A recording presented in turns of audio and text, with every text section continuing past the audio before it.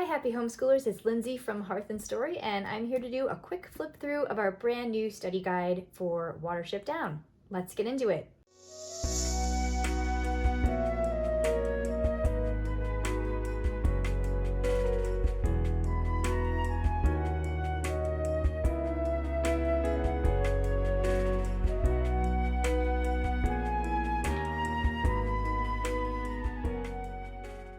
So it's no secret, this is my all-time favorite book ever. I absolutely love it. I love everything about it. I probably read it once every year or two, and every time I do, I read it from a completely different perspective or different theme. So it has been a lifelong goal of mine to do a study guide for it, and really put a lot of love into it, just like the book itself, which Richard Adams wrote for his daughters.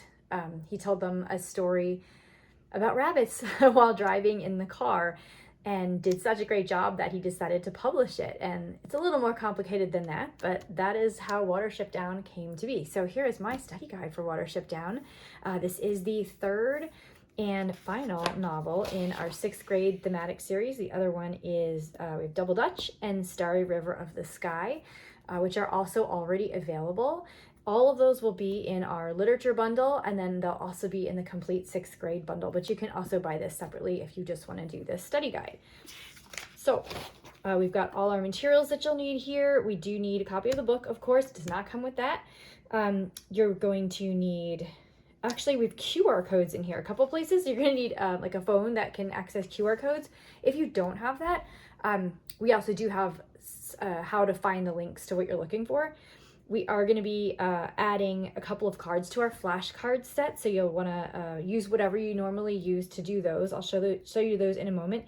And at the end, we're going to be doing a compare and contrast essay between the book and one of its adaptations. So you will need to hunt down access to one of those adaptations. So you've got the really, really scary movie from the 70s. That's one option.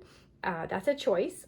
You have the 2018 Netflix adaptation, and then what we're going to be using in our family is the 2023 graphic novel. It just came out. It's absolutely gorgeous. So that's what we're going to be looking at.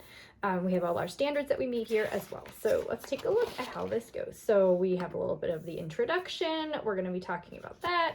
Here is the first time we're adding one of our cards. So if you already have these cards, if you used complete 5th grade, you would have this set of cards. We're going to be adding a couple here. We're going to be adding allegory and illusion. So each chapter has its own lessons.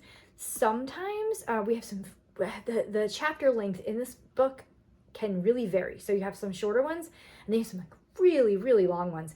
And those we're going to break up over 2 days because we don't want to be rushing. So we do have some that are broken up into 2. Oh, here's a good thing to mention. So these pages that are all upside down and weird, and this is hard for me because my brain does not work this way to design like this, but in the end, they end up making this. So you're going to fold and staple all these pages together, and you'll have a little Lapine dictionary so you can translate what they are saying. So if you forget what Plessy means, you can look it up here once you've written it down. So we have a cute little dictionary project right at the beginning. We're going to be adding to that throughout the study. So that's here. Throughout, you'll see a little bit of a botany situation going on. So it used to, I don't know, I wouldn't say annoy me, but it was something that I wasn't as interested in when they are constantly listing off all of the different plants that they're seeing. And a lot of these plants are like ilex. It's actually holly. I didn't know that. Elder, what does that look like? Okay, oak tree, we all know.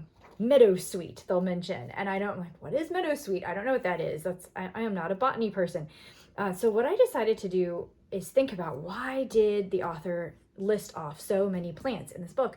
And the reason is, that is the rabbit's world. That is their eye level. That's what they're seeing. So if we say in our book, you know, I walked down the street and passed a fire hydrant, or I passed a street lamp or a stop sign, that's our world. That's what we're used to. This is their street lamp. This is their stop sign. This is what they're seeing as they're walking through the world. And of course, that's why it's all in here. So we did pull sketches of a lot of these: thistle and meadowsweet and yew tree and asphodel, all these ones. So you can kind of take a look at some of the things that are being mentioned and have a little bit of an idea what they're talking about. We've even got some math connections, just a little bit, not too much. And at the end here, we are, like I said before, we are going to be doing a compare and contrast essay. So we have a way to do that, a way to plan the essay. and space to write it, but I really do hope that people consider typing. I highly recommend that at this age we should be starting to type our essays. Like I said, we have some resources that you can find through QR code if those aren't working for whatever reason, or if you don't have that on your phone, if you don't have that capability, we do tell you how to search so you can find it yourself. And there is a full answer key at the back as always. So that's about it for Watership Down. Let me know if you have any questions in the comments. Thanks.